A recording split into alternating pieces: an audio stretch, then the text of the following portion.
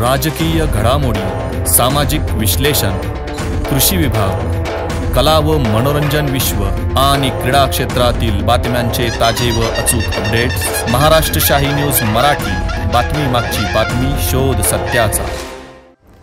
शेतकरी बंधूंनो, आमच्याकडे hi tech technology मशिनरींचा वापर करून नामांकित कंपन्यांची विविध प्रकारची रोपे ऑर्डरप्रमाणे खात्रीशीररित्या उत्तम गुणवत्ता व दर्जेदार क्वालिटीत तयार करून घरपोच मिळते। शेतकऱ्यांच्या विश्वसनीय व हमखास उत्पादन देणाऱ्या बियाण्यांचे व रोपांचे BL गांजवे अँड कंपनीच्या मळगंगा ॲग्रो हायटेक नर्सरीला आजच भेट द्या।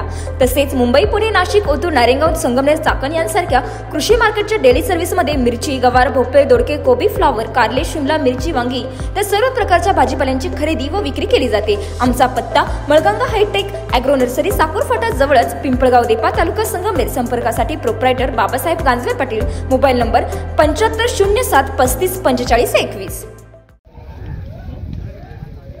जन आक्रोश या आंदोलनाच्या निमित्ताने सर्वप्रथम अधिकारी वर्ग असेल, सर्वसामान्य नागरिक असतील, आपण सर्वजण या निमित्त उपस्थित राहिले त्याबद्दल आपल्या सर्वांचं प्रथमतः अभिनंदन करतो। मूळ तसं पाहिलं तर बोटा ते राजूर हा पर्यटन मार्ग आहे।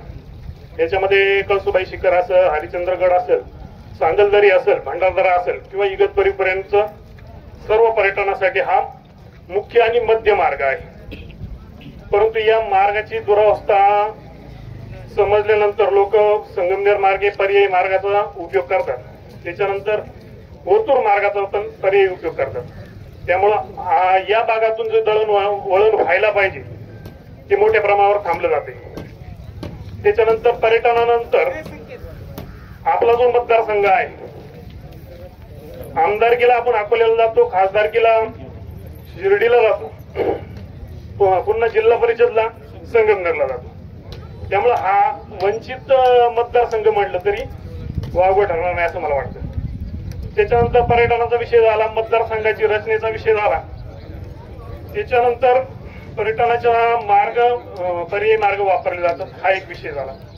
त्याच्यानंतर मतदारसंघामध्ये कामांचे नेहमीच अर्धवट कामं होतात, याच्याबद्दल सर्वांनाच माहिती आहे। मतदारसंघामध्ये एकही काम व्यवस्थित झालेलं नाहीये।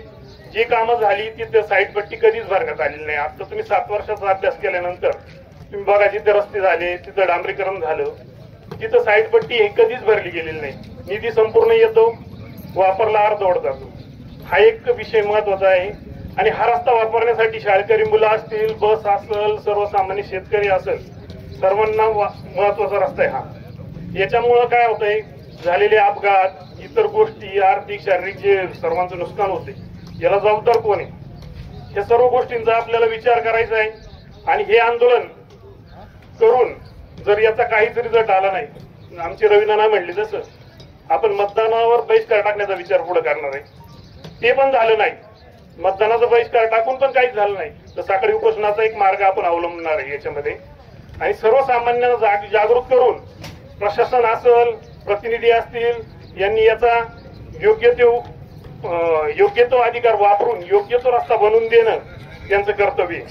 सर्वसामान्य होणारा त्रास, गोट्यातून गाडी इकडे वळवल्यानंतर असं वाटतं की कधी कुरकुटवाडीमध्ये पोहोचेल, आणि कुरकुटवाडीवरून निघल्यानंतर वाटतं की हा मधला मार्ग नसावा आपल्या आयुष्यामध्ये, इथपर्यंत मानसिकता सर्वांची झालेली आहे। आणि ह्या मानसिकतेला जबाबदार हे सर्व प्रशासन आहे। आणि याची गंभीर दखल घेऊन किंवा आज शांततेत जे आंदोलन होतंय याची गंभीर दखल तुम्ही न घेता असंच जर चालू ठेवलं तर याचे दुष्परिणाम हे जे होतील याला सर्वस्वी प्रशासन जबाबदार राहील।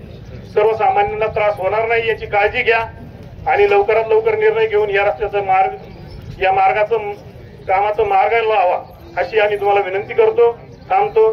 जय हिंद, जय महाराष्ट्र। महाराष्ट्र शाही न्यूज मराठी, बातमी मागची बातमी, शोध सत्याचा।